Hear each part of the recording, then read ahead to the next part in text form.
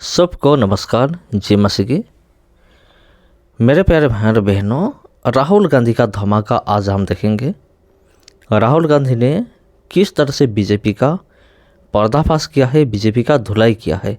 सिर्फ यही एक बार नहीं है, पिछले दिनों से बहुत बार उन्होंने बीजेपी सरकार का पर्दाफाश किया है।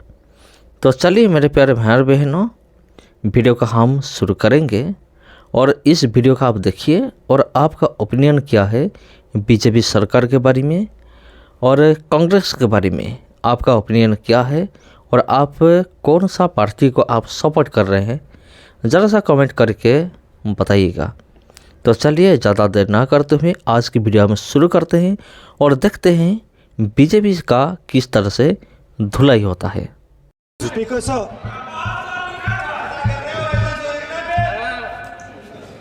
मैं कुछ दिन पहले मैं हाथरस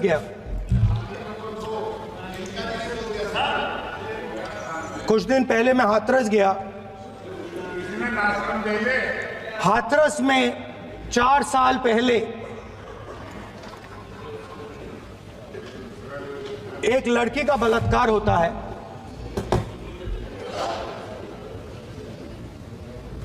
गैंग रेप होता है। 3-4 लोग गैंग रेप करते हैं। मैं 2-3 दिन पहले उस लड़की के परिवार के घर में गया।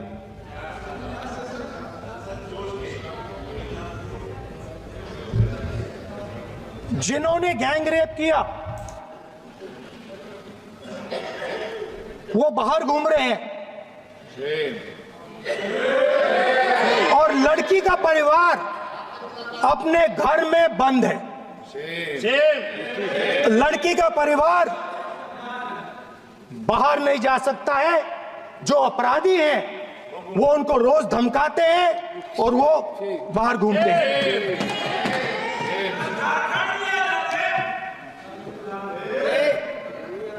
परिवार ने मुझे बताया कि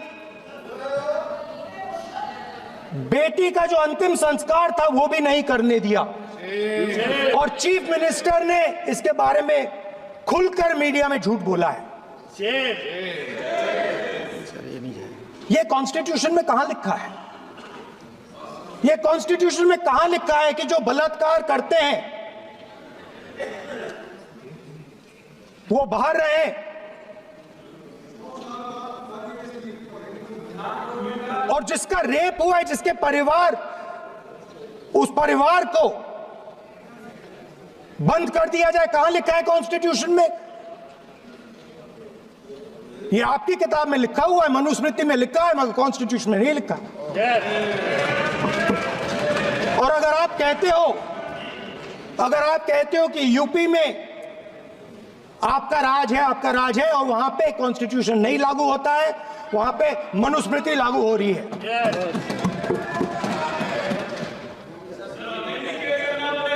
परिवार ने मुझे कहा कि यूपी की सरकार ने उन्हें वायदा किया था, कहा था कि हम आपका रिलोकेशन करेंगे, आपको कहीं और रहने की जमीन देंगे। आज तक 4 साल हो गए हैं, आज तक उनका रिलोकेशन नहीं किया गया है।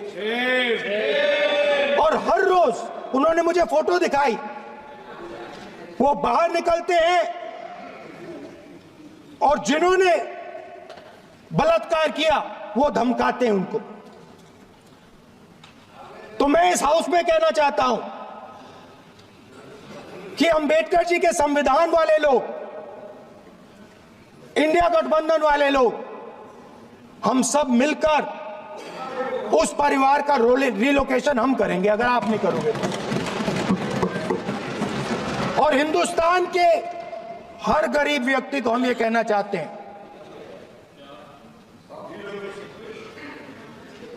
आपकी रक्षा कॉन्स्टिट्यूशन करता है और ये बीजेपी के लोग कॉन्स्टिट्यूशन पर 24 घंटा आक्रमण करते रहते हैं।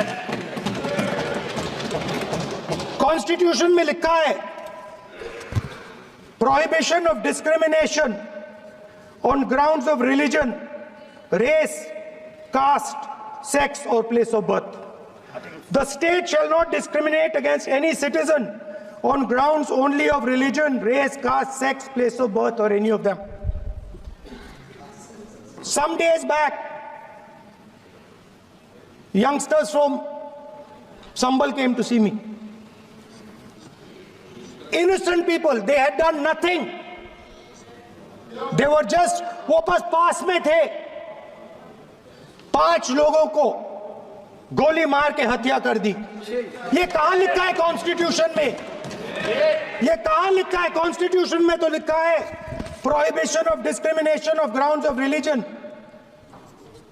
और जहां भी आप जाते हो, एक धर्म को दूसरे धर्म से लड़ाते हो, नफरत फैलाते हो।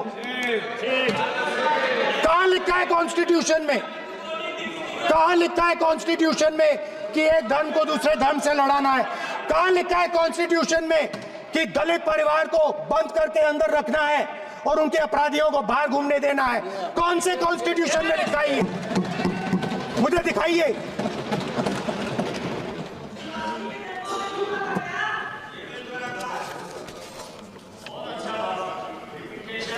स्पीकर सर, हमारी जो विचारधारा है, इंडिया गठबंधन की विचारधारा है, वो देश में कॉन्स्टिट्यूशन लाई है। हम सब मिलकर कॉन्स्टिट्यूशन की रक्षा करते हैं। अंबेडकर जी ने कहा था,